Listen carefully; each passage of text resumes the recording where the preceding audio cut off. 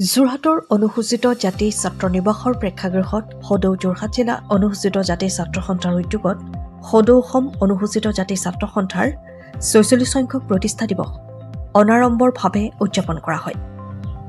অনুষ্ঠানৰ আৰম্ভণিতে Bharat Ratna doctor BR. আম্বেদকাৰৰ প্ৰতিচ্ছবিত বন্তি প্ৰজ্বলন কৰা হয়। বন্তি প্ৰজ্বলন কৰে সংগঠনটোৰ কেন্দ্ৰীয় সাধাৰণ সম্পাদক পৰকজ্যোতি দাসে। ইয়াৰ পিছতেই অনুষ্ঠিত সভাখনত সভাপতিত্বৰ দায়িত্ব গ্ৰহণ কৰে পৰকজ্যোতি দাসে। উল্লেখযোগ্য যে হাইস্কুল শিক্ষান্ত পৰীক্ষা আৰু উচ্চতৰ মাধ্যমিক পৰীক্ষা চলি থকাৰ বাবে অনুষ্ঠানটি অনাড়ম্বৰভাৱে অনুষ্ঠিত কৰা হয়। সভাখনত অনুসূচিত জাতিৰ বিভিন্ন সমস্যা, শিক্ষাৰ ক্ষেত্ৰত থকা অসুবিধা আৰু সামাজিক উন্নয়নৰ দিশসমূহ সন্দৰ্ভত গুৰুত্বপূৰ্ণ আলোচনা অনুষ্ঠিত হয়।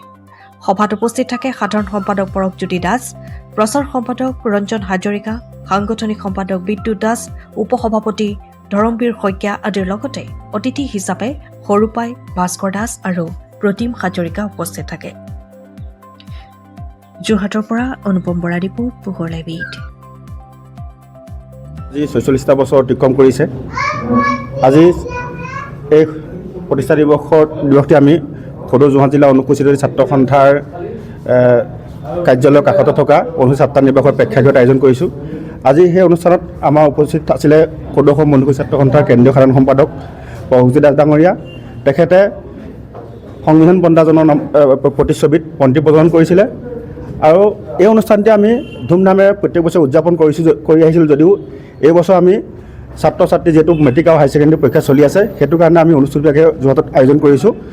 আৰু আজি এই প্ৰতিষ্ঠা দিৱসত আমি সমগ্ৰ অসমবাসীৰ পৰা অনুসূচিত ৰাইজৰ পৰা আমি আশীৰ্বাদ বিচাৰিছোঁ যাতে অনাগত দিনত আমাৰ সংগ্ৰামখন অধিক সক্ৰিয় হয় আৰু আমি অসমৰ লগতে অনুসূচিত জাতি ৰাইজৰ অসমৰ বিভিন্ন সমস্যাৰ লগতে অনুসূচিত জাতি ৰাইজৰ বিভিন্ন সমস্যাৰ বাবে মাতি যাব পাৰোঁ। তাৰ কাৰণে আজি আশীৰ্বাদ বিচাৰি আমি প্ৰতিষ্ঠা দিৱসটি উদযাপন কৰিলোঁ।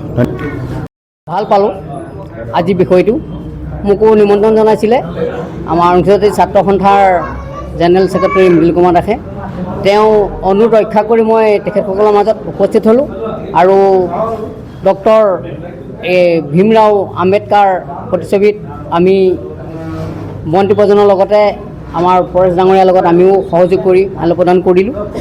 খুব ভাল পালোঁ আৰু আশীৰ্বাদ কৰিছোঁ এইদৰেই অনুসূচিত জাতি ছাত্ৰ সন্থাই যিদৰে আগবাঢ়ি যাব বিচাৰিছে সেইদৰে আগবাঢ়ি যাওক।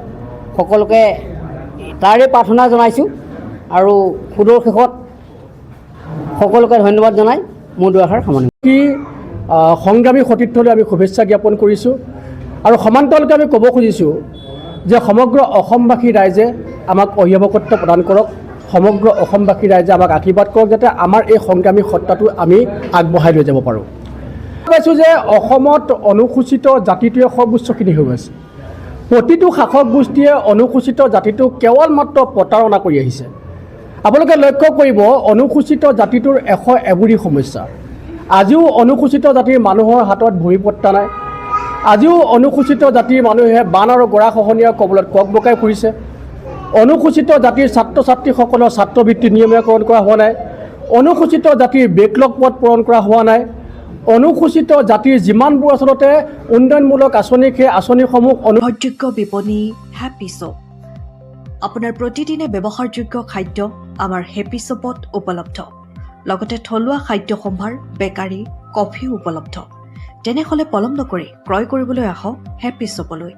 আমাৰ ঠিকনা মালোৱালী আৰবি ফুৱেল ষ্টেচনৰ সমীপত, যোৰহাট।